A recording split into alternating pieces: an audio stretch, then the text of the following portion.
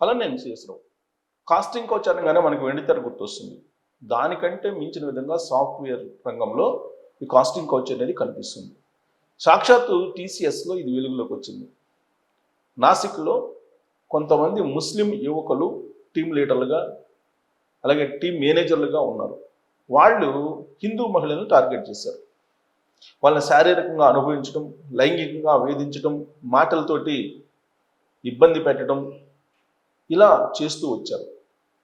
దీంతో మహిళలు అక్కడ ఉండేటువంటి ఉద్యోగినులు పోలీసులకి కేసు కంప్లైంట్ చేశారు.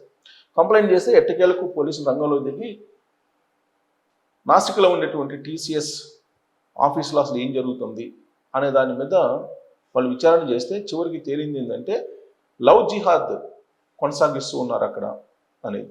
ఒక 7 మంది ముస్లింలకు సంబంధించినటువంటి మేనేజర్లు, టీం లీడర్లు హిందూ మహిళల్ని గత 5 ఏళ్లుగా రకరకాలుగా వేధిస్తూ అత్యాచారం చేస్తూ వచ్చారు. 20 నుంచి 25 సంవత్సరాల వయసు ఉన్నటువంటి హిందూ అమ్మాయిల్ని టార్గెట్ చేశారు. ఇది దేశవ్యాప్తంగా ఇప్పుడు చర్చ జరుగుతుంది. సాధారణంగా మనం లవ్ జిహాద్ అనేది తరచూ వింటూ ఉన్నాం. అది అక్కడక్కడ బయటపడుతున్నటువంటి క్రమంలో ఇప్పుడు సాఫ్ట్వేర్ రంగంలో బయటపడటం అనేది పెద్ద కలకలం బయలుదేరింది. దీంతో టాటా గ్రూప్ చైర్మన్గా ఉన్నటువంటి చంద్రశేఖరన్ గారు రంగంలోకి దిగారు. సాధారణంగా టీసీఎస్ అన్న టాటా గ్రూప్స్ అన్న గౌరవం ఉంటుంది.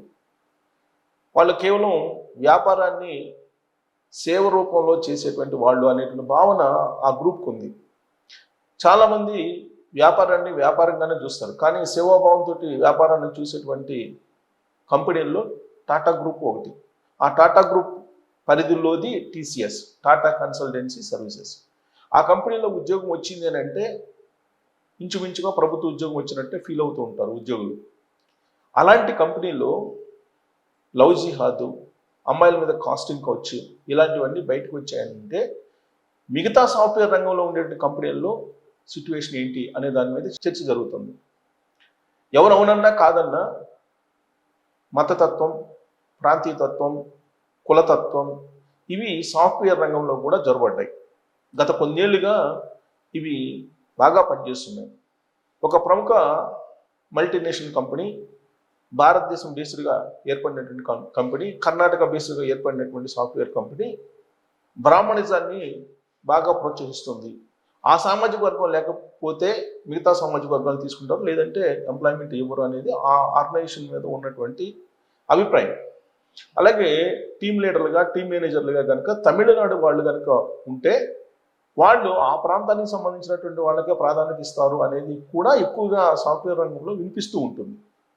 సో ఇలా ఇప్పుడు మతత్వం, ముస్లిమ్స్ మేనేజర్లుగా, టీం లీడర్లుగా ఉంటే కనుక హిందూ మహిళలకి, హిందూ అమ్మాయిలకి ఎలాంటి ఇబ్బంది ఫేస్ చేయాల్సి వస్తుంది అనేది ఇప్పుడు నాసిక్ కేంద్రంగా బయటపడింది.